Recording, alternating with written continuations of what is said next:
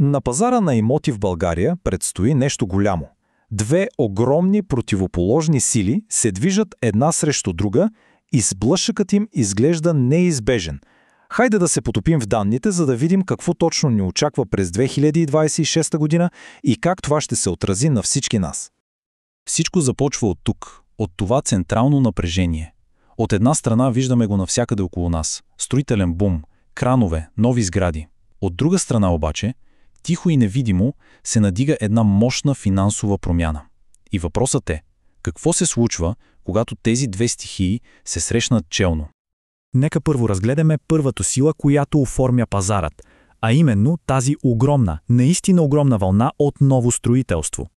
Само си представете мащаба. Според Националния статистически институт, над 6000 нови жилища са излезли на пазара, и то само за едно 3-месечие. Това е наистина впечатляващ обем.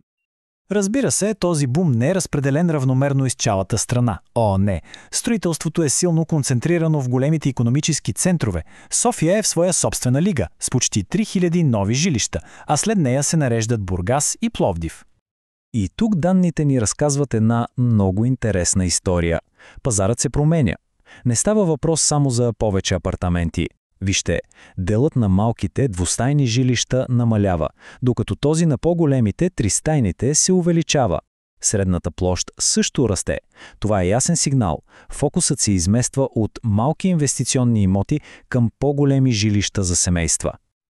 Добре, това беше предлагането, а сега нека да поговорим за втората, може би дори по-мощната сила. Тази, която ще промени правилата на играта за всички, които искат да си купят дом с кредит. Запомнете тази дата – 1 януари 2026 година, защото на този ден всичко, което познавахме за лихвите по кредитите в България, се променя и с основи. Нашите национални индекси изчезват и всички нови ипотеки се обвързват директно с лихвите на Европейската централна банка. Сравнението е, от земята до небето.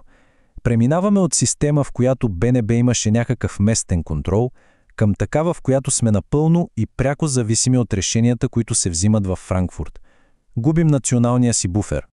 И всичко това ни води до една нова ключова дума, с която всеки ще трябва да свикне – Еврибор. Просто казано, това е европейският лихвен процент.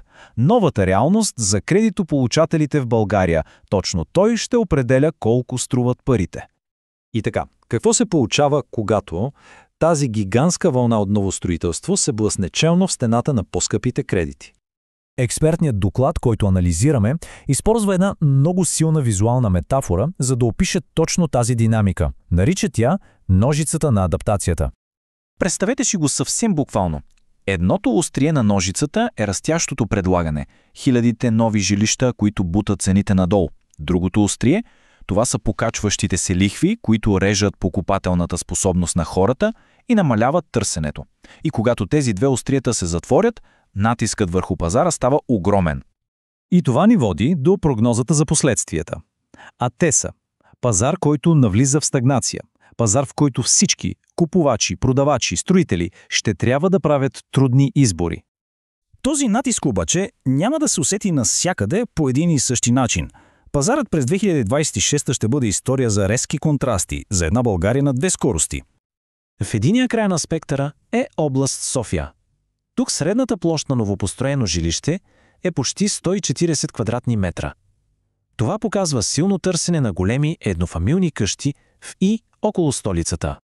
А в другата крайност е област Разград, където средното ново жилище е под 48 квадрата. Този контраст е просто потресаващ и той илюстрира дълбокото икономическо разделение в страната. И тук стигаме до едно критично важно прозрение от доклада. Оказва се, че проблемът с предлагането около София е дори по-голям, отколкото изглежда. Защо? Защото ключови райони като Панчарево просто не подават данни. Това означава, че има скрит инвентар от имоти, който не влиза в официалната статистика. Добре, след всичко това, логичният въпрос е и сега на къде? Какво означава това за купувачите, за продавачите и за строителните предприемачи през следващата година? Експертната прогноза разглежда няколко сценария. В базовия, ако лихвите са около 4-4,5%, се очаква стагнация на цените и по-малко сделки.